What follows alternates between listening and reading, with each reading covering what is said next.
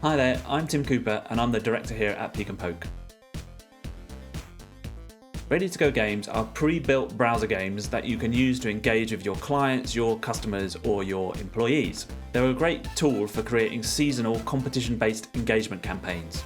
They also work really well at trade shows and exhibitions, helping you to engage delegates and spark those initial conversations. The best thing about them is they're nice and easy to set up, and so in this video I'm going to whiz through the process and show you how it's done.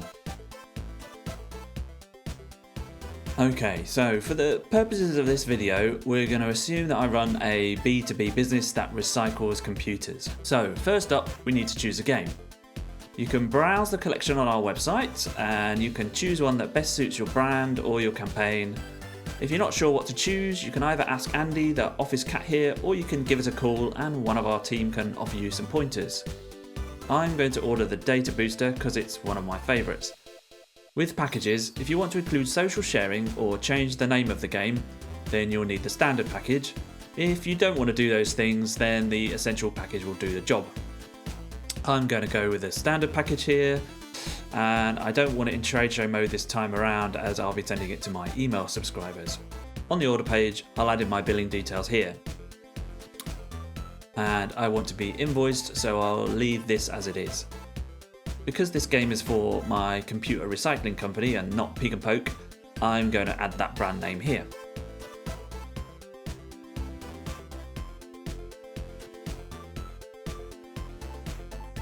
I've ordered my game and I've had an email with a link to the game's admin page. There's also a link to another walkthrough like this in it, along with some other example assets you can download to help you with editing your game.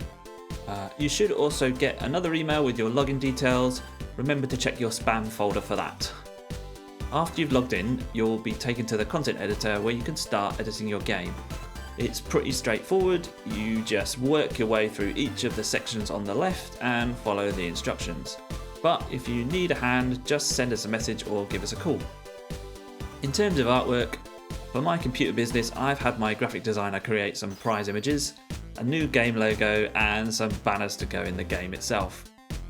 Just a quick tip here, if you don't have a graphic designer to help you or they're too busy, then our team can help you do all this as part of our premium service. So I'm going to finish adding all those in along with my company logos.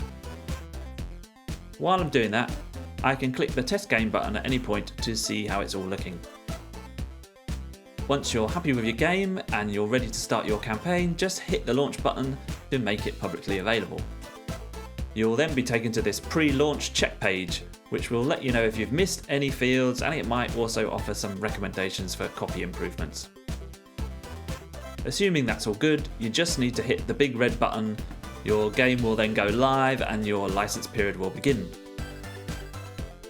It's worth bearing in mind that you won't be able to launch your game until it's been paid for, so if you've requested to pay by invoice, make sure your accounts team has processed it first.